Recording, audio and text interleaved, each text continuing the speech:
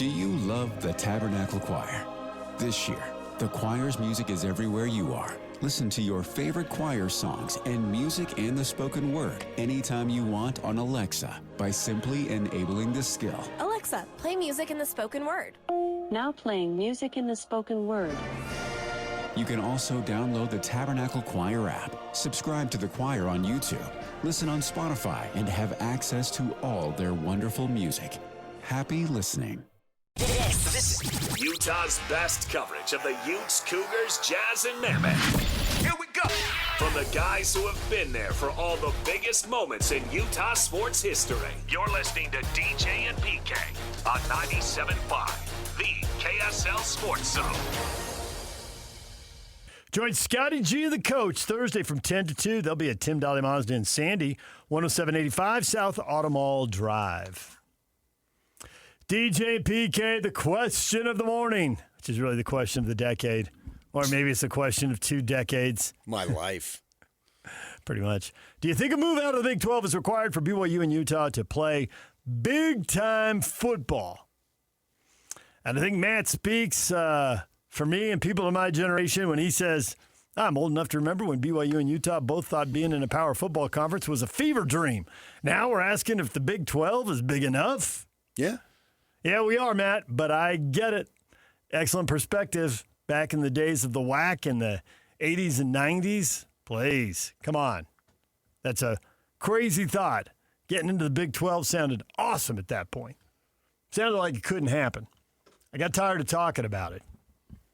And then it happened for the Utes in the Pac-12, and now it's happened for both of them in the Big 12. Well, I would say since about 2015, 2016, I thought it was going to happen for BYU in the Big 12. Yeah, I can see that. It trended that way. Based on intense conversations and how and they had people in the Jazz organization who were working on it for them and putting together packages and all that. There was in that era they did a presentation and the word came back that they were Team 11, but there was no Team 12, so the conference didn't make a move. But at that point, there had been so many changes in the big football leagues, and there were expected to be so many more. It's only a matter of time. Right, exactly. It's going to happen. Either they'll need a 10th team or they'll want to add a 12th team, and it turned out both those things happened. Yeah. They needed a 9th team. Now, at no point at that time did I ever think they would be conference mates, speaking of Utah and BYU, in the Big 12, or for that matter, anywhere, because the Pac-12 had dug in, hypocritically, I might add, because they had no problem playing them. BYU, but didn't want them in the league. Yeah. But it did look like it was going to settle into a Utah be in the Pac-12 and BYU will be in the Big 12. You could foresee that. That's what I thought. But there were so many changes that came that we couldn't foresee, including that entire league breaking up and people going to 4 different leagues. Still sounds crazy to say, but nonetheless it happened. Yeah, and I was excited for that. Now, I always wanted them to be in there, BYU, to replace Colorado.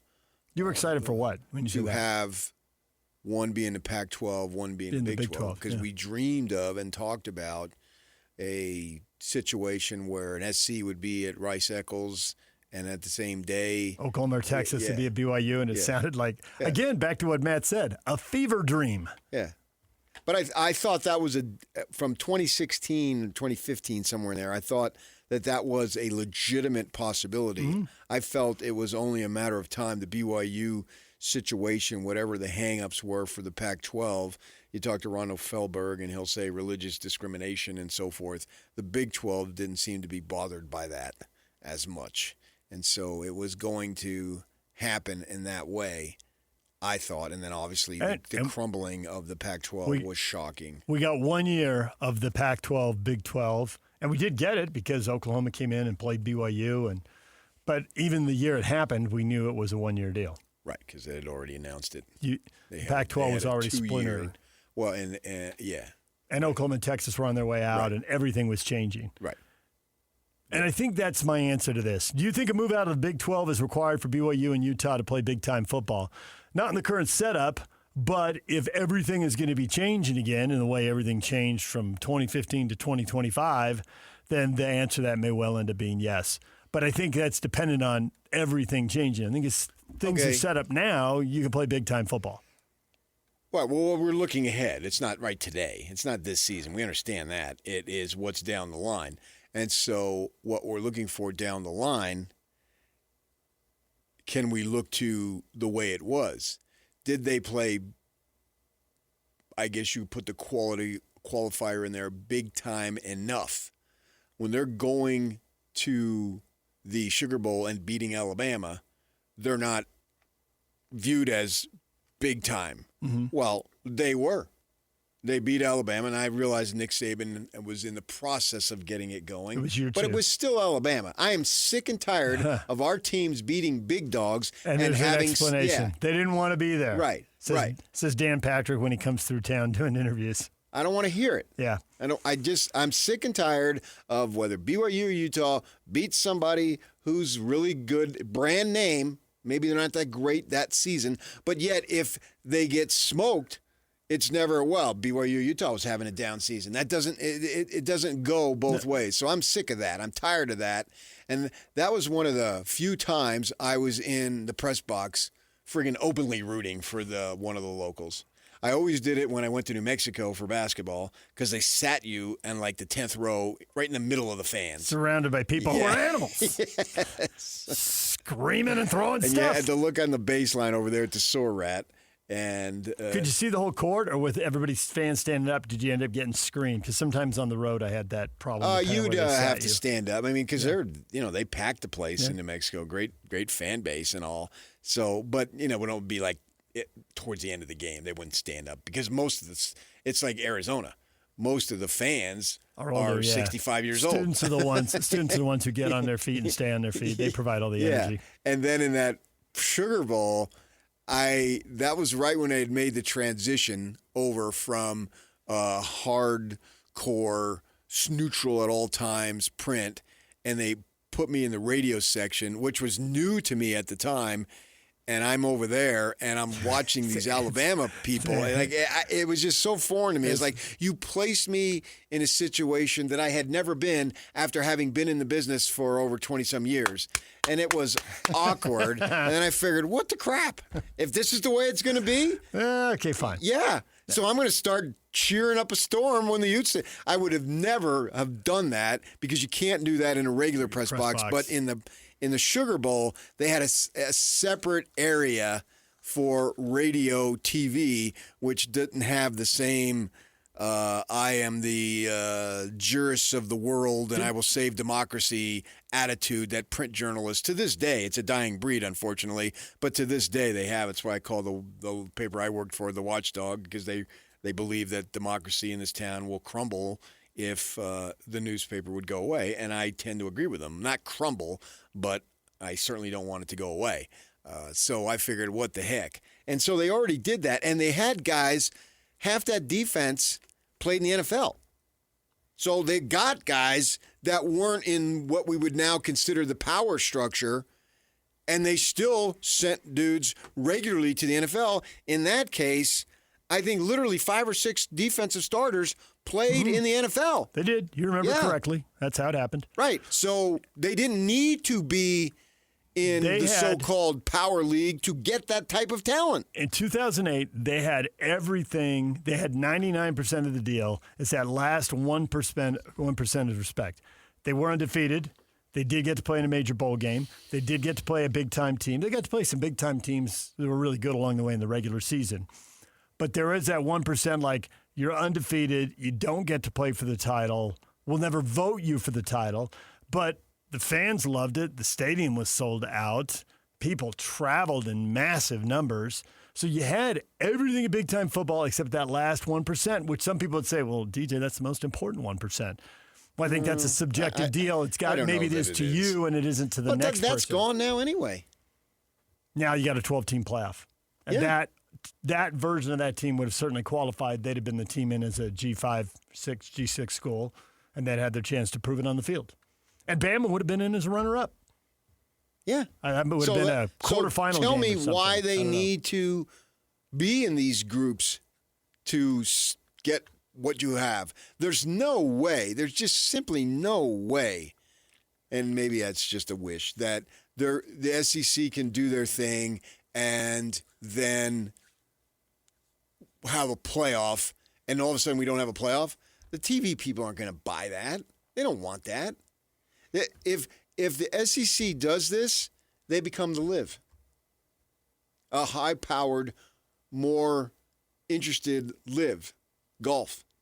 It'll fracture, and then no. If everybody else stays together and that happens, I can totally see your point. If the Big Ten pulls away and does their own thing, I can see them both doing their own interior playoff or whatever. And the public and won't then accept they play it. like a Super Bowl. No, and public I do won't think, accept it. I do think a big part of the public won't accept it. No. I mean, it's still, they'll have enough viewers, they'll play the game, and they'll make the money. It won't be the same.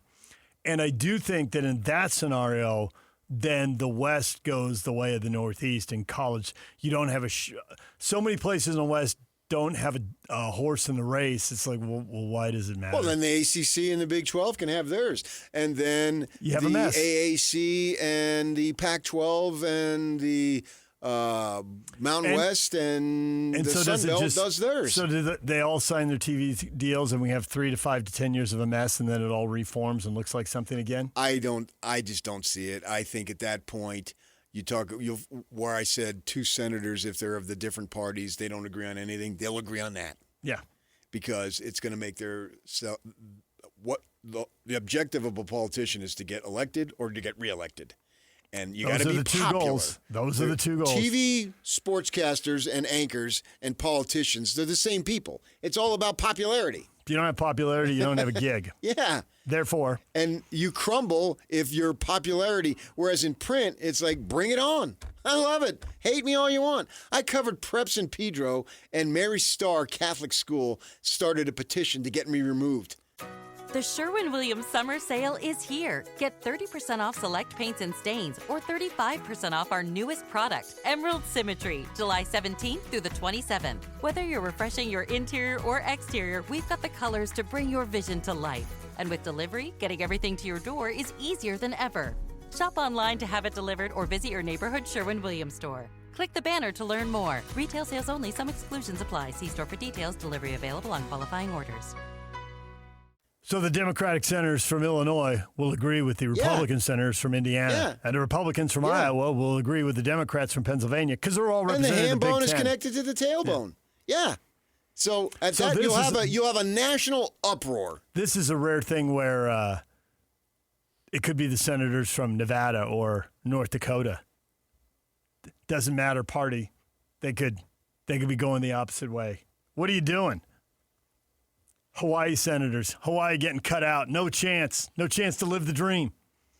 And Alaska's got no dog in the hunt, so who are they voting for? They're trading their vote for some other issue. If the SEC could do it, they would have done it instead of talking about it. And next year, depending on what happens, is SAVE, ACT, blah, blah, blah. And keep me abreast of the antitrust stuff because that's your thing. And so then we'll go through it again. And they'll be threatening again. Well, they keep crying wolf, guys. Keep doing it. Keep doing it. Because each time you do it, it's like, I don't believe you. I don't believe you. I don't believe you. They're saying stuff for leverage. And your point that you made yesterday, how much, what do they really want? How much do they need? What does the stripped down bill look like? Because negotiating all the stuff and getting it through, it's hard to believe the votes are there for. Sure. But you might find a few things you can agree on. That's the way it works. And is that good enough? I don't know if you know this, but that's the way antitrust works. It's not the way antitrust works, but it is the way it is the way Congress used to work. You have to have trust in people. And if you don't have trust in people, what do you have? You have antitrust. You follow that, Alex? I'm making sense here. You're a younger guy. Your mind is fresher. You're 26 now. Your brain has been fully formed. Scientists tell us. Only been a year, but I've noticed a big difference in you in this last year as your brain is fully formed. If you don't have trust, what do you have? You have antitrust. That's how it goes. Yeah, he just keeps talking. That's a good, solid answer, Alex. Don't engage. You don't. There's no need to engage with truth. Yeah. It speaks for itself. That's the definition of antitrust. Exactly. You can't even say that with a straight face, Alex. He's in there cracking himself because up. He gets it. Uh-huh. Yeah, he do. No, what he gets is you. I'm not the begotten. Nah, sometimes you are. If that were the truth, I'd be the only begotten on this show.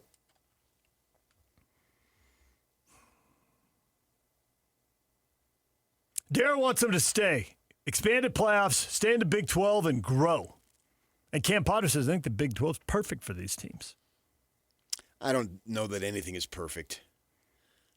But my standard is well enough, good enough, strong enough, those types of things. How much change would the Big 12 need to undergo before you felt like a move had to happen? Because I think right now you don't think a move has to happen. You think they're playing big-time football. The way you talk about it, the way you... I think when Arizona comes in here the second week of September against BYU, that is big-time football. And the TV people are telling me that that's big-time football because they slotted it at 1:30, 3:30 back east. So all the stuff they have to do on Saturday is over at that point. And you can sit down and watch the game. So they're telling us it's big time. So, yes, I do. I believe it is. So how much change would the Big 12 have to undergo? I think there'd have to be something that denied access.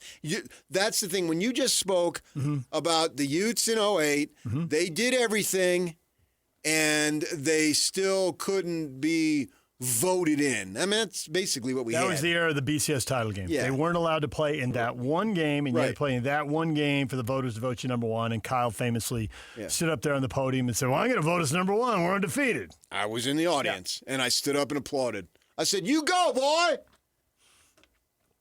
TV mics didn't pick you up, unfortunately. Well, I thought of it.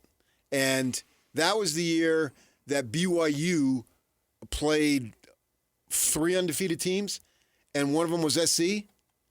And after the game at Rice Eccles, Brady Papinga, who played many years in the NFL and kind of a nut job sometimes, but he also knows what he's talking about, stood right in front of him, and he said, this team, speaking of Utah, was right there with SC. He said it right after the game. He told his version of the truth, and he was out on the field. He talked about how the schemes and blah, blah, blah, blah, blah, everything. So he spoke from a level of truth, but yet they couldn't. So if it gets to that point, then there's an issue because then it'll go back. We'll go back to the future of what Chris Hill said. I can tell every single athlete that we bring on campus, man, woman, you can play for it all except football.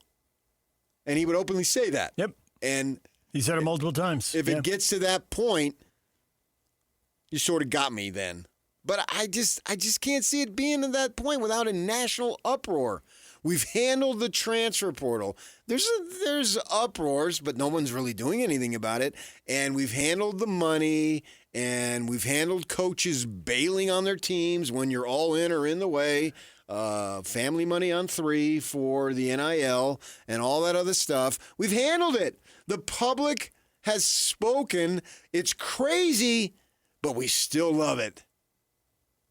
And something's got to change, but we still love it, right? Hard to argue that when you look at the last 30 years, man. So much has changed, and if anything, we love it more than ever. Just the last 5 to 10. Last 5, yeah. It's really been constant change. It hasn't really... Right, but it's been... The constant change was similar. These last several years, the change has been like unprecedented. More dramatic, yeah, and it was never had done. They were being paid, but it was all under the table type thing and blah, blah, blah. And then I see an executive hand a player an envelope, and I go, I mean, I've known about this for years, but you can't do that in front of me. Actually, by the time it was done in front of you, it was totally legit and above board. Right. Yeah. And it just made me laugh that I'm old enough to think, and I had stories, I knew of them, I was told of them, blah, blah, blah, blah, blah. Specific names and teams. And I just rolled with it. And, which all matched up with what you'd seen. Yeah. And so we went in that direction, and they handed him the envelope with the cash inside or the check inside. And I actually thought, this is the way it should be. Now, it's spiraled. It's crazy, and it's unfortunate. My Devils lose a quarterback and a running back because of money. And one goes to Texas, one goes to LSU. And 3 years ago, I told you about a backup infielder that an SEC team, an athletic director told me, a starter on his team, baseball, they lost him because the other school in the SEC wanted insurance in case their middle infield, short or second, got hurt. So they're going to pay the kid $250,000 to sit on the bench and be an insurance policy. And he took it because it was way more money than he was getting. It was more than double than what he was getting as a starter. In that case, it would have been Pac-12. Or Pac whatever. I know not all the teams played. Only Colorado had a team, but you get the point. I literally told that story to a friend of mine. Her grandkid is an athletic prodigy. And in this whole pay-to-play environment, in the sport he's in, which I'll tell you in a second, in the sport he's in, he's got these adults who are like, hey, you need to come join this group and pay this amount of money. You know, we'll coach you up. And he's already shown a lot of promise that's measurable. And then, so he was talking to a guy he knows who's a couple years older, who's already been recruited, who's in the SEC, and he said, be careful about injuries from too much training because they will overwork you trying to prove how tough they are. But as far as the money, you'll pay that back with your NIL in a heartbeat.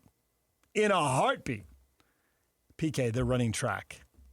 They're paying track stars in the SEC. That's not the first sport you think would get NIL. And she said, does that ring true to you? And I said, and she knows about you and listens to the show sometimes. I said, yeah, here's a PK story. And I told her that infielder story. And she goes, it's all true. And I'm like, yeah.